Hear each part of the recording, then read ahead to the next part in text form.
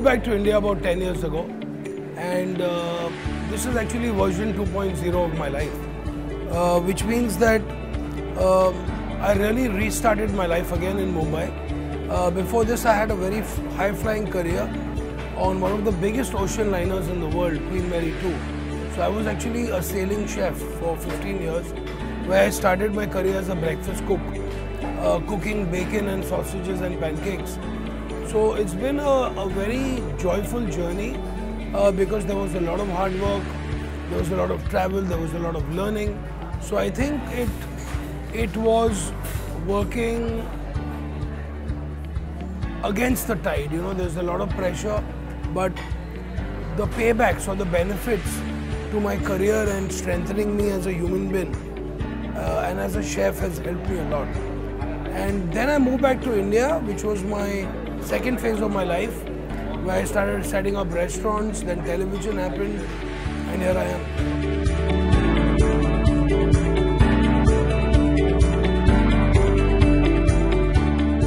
I loved eating other people's tiffin boxes. So the whole idea about tasting different food, living in a joint family, being foodies, being the first child of the family, it was a lot of exposure to food right from an early age. And I used to work with my father. He was a businessman and he was into, he had a big clothing shop, but I kind of realized that it wasn't for me. And I think to choose a career, the right career path or job is the first step to happiness in anyone's life. So choosing a career path is very important. So I got into, I liked hotels, I got influenced. My friend's mother used to manage hotels in those days. So she actually guided me about how this could benefit you. But until then, I still didn't have any clue that I'm going to be a chef. Only when I got into college, I realized that not only I really loved eating, but I developed this whole love for cooking.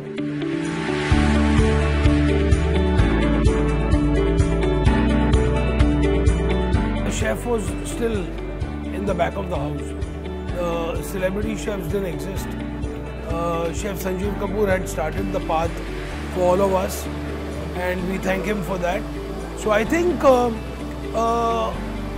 in those days the food and beverage industry was a different ballgame altogether. You know, even if you see a grocery shop now, it's very different from what a grocery shop was in those days. Today's Kinara shops are those days grocery shops. So I think with the whole advent of food and beverage, hotels, restaurants, the whole career path for hospitality has grown threefold and fourfold. Young teenagers at home are starting startups. So you know, there are startups in every industry in our country, and there are a lot of food startups. You know, people are doing online videos. They get onto the YouTube. They are secret superstars. They've never worked in a hotel. They are home chefs. A lot of them, they work out of very simple kitchens, but they are making a lot of money as well.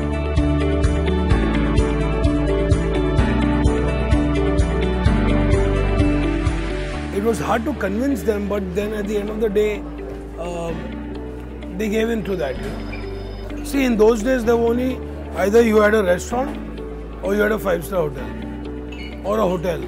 But in today's day and age, a chef, there are various different verticals and archives of the career path, starting right from home chefs, online businesses, food stylists, food bloggers, food writers, TV chefs, consultants, food historians. There's lots you can do as a chef. Yeah.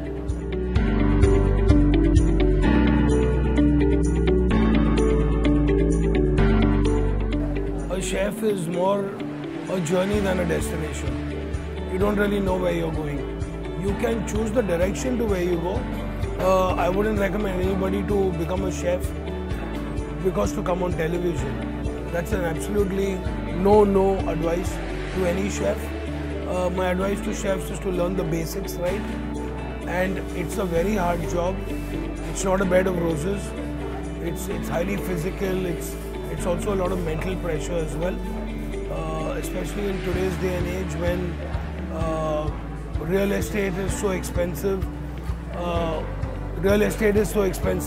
Competition is very is tough. It's hard. So you have to be really firm about what you want to do. So I think is learn the skill set first, learn the craft first. That's the first most important thing. And your craft and your ability to improve will actually determine which direction you want to head into. You start your career as a chef, one thing you don't look is your time in and time out. But you watch your hours while you're working because everything is very time-centric. To be punctual is very important, to be well-groomed is very important, to be clean and hygienic is very important. As strict and regimented like an army, in a good way. So if somebody wants to learn about punctuality, self-discipline, motivation, teamwork, encouragement, I think kitchen is the best place.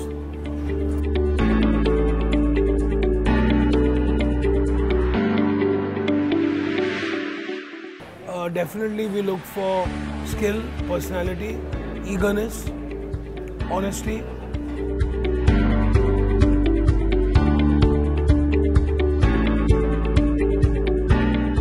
I mean, a fresher is a fresher, so we do a little trade test to make sure that to see what his basic cooking skills are and experience.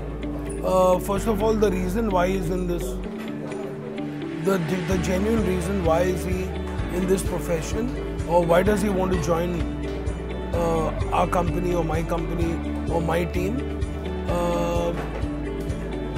That's one of the main reasons. Secondly is the experience. Thirdly is, of course, culinary knowledge as well.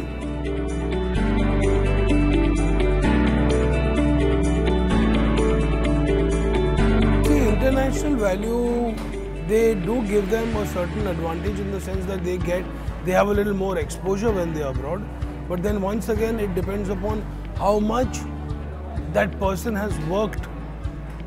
Like abroad, their vocational courses are pretty good because it's very normal for people to work while they study, unlike here in India, you know. So I think you do get a lot of exposure abroad. If you want to, now when it comes to cuisine, if you are inclined to Indian cuisine, you better get all your training and whatever in India. But if you're inclined to Western cuisine or Pan-Asian cuisine, definitely when you work abroad, you get a little more exposure.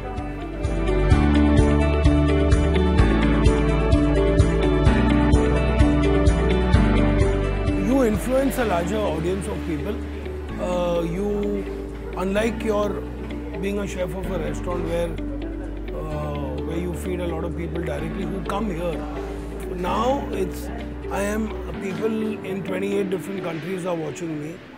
So you get popular worldwide. You feel people do start believing in you. You are more conscientious as a human being, as a professional, because whatever you speak, most of the people really believe in that. So I think there's a lot more pressure, there's a lot more responsibility, there's a lot more to do.